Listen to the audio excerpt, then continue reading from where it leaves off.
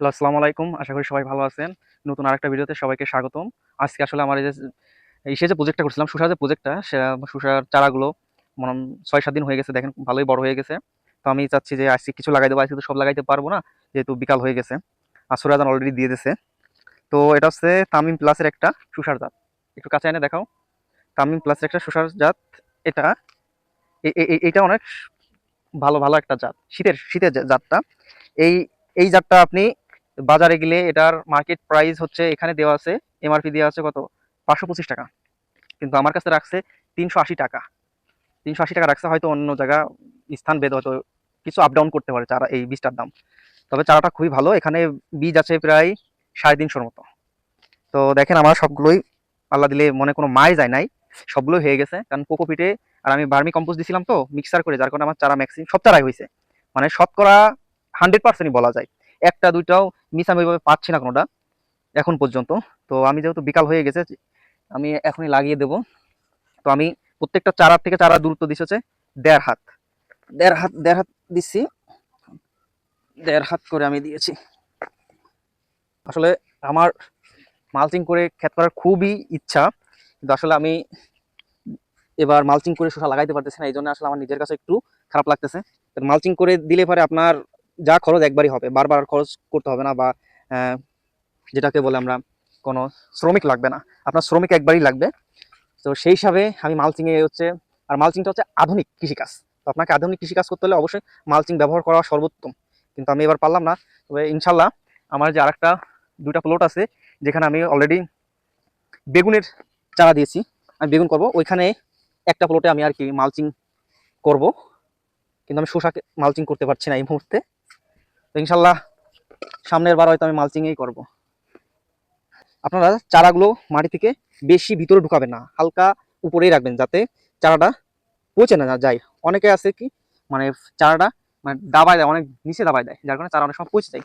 দেখুন আমি চারাটা জাস্ট কোনো রকম বসাই দেবো, জাস্ট উপরেই বসাই দেবো। এটাকে আমি বেশি চাপাচাপি করবো না। এখানে খুব জোরে মাটি আছে, এই যে বসাই দিছি জাস্ট, এই যে এতটুকুই। এর মানে কোনো ঠাসাঠাসি কোনো চাপাচাপি করা যাবে না, তাহলে কি বিপত্তিটা বাড়বে। অনেক সময় কি কাণ্ড মানে ওর গুড়া পচে যাইতে পারে, পচে গেলে তো তখন আপনার ঝামেলা।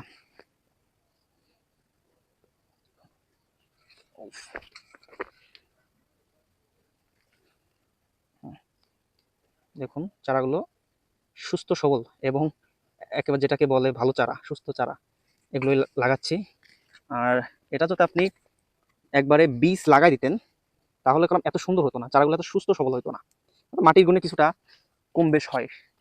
কিন্তু আপনি যদি ভার্মি কম্পোস্ট আর সাথে কোকোপিট মিক্সার করে দেন, তাহলে বা কোকোপিট বা শুধু ভার্মি কম্পোস্ট দিলে সেখানে চারাগুলো অনেক ভালো হবে।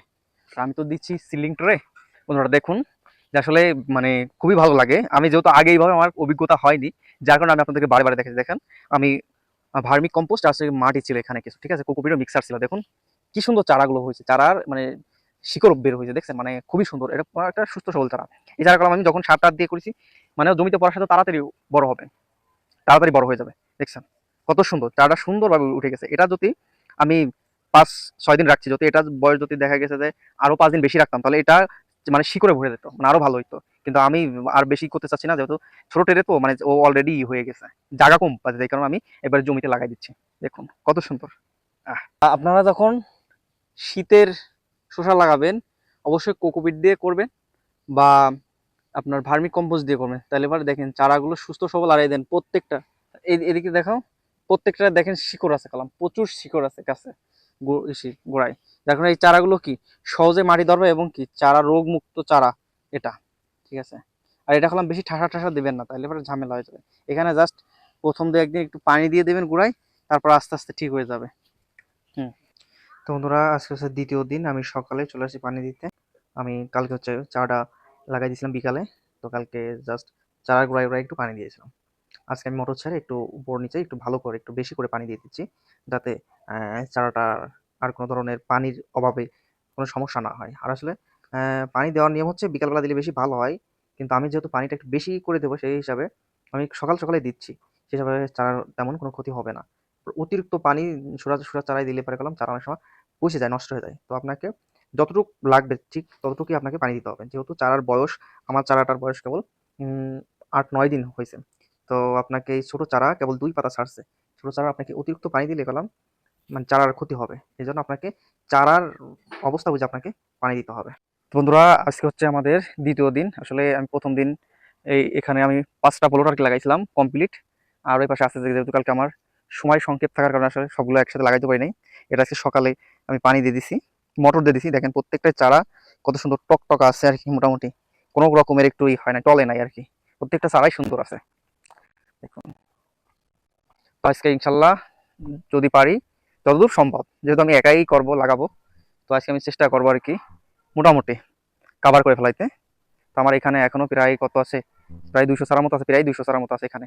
তো আমি দেখি 200 চারা আজকে হয়ে যায় কিনা, যেহেতু আজকে আমি একটু আগে আগে আসছি, তাতে সবগুলো কমপ্লিট করে দিতে পারি।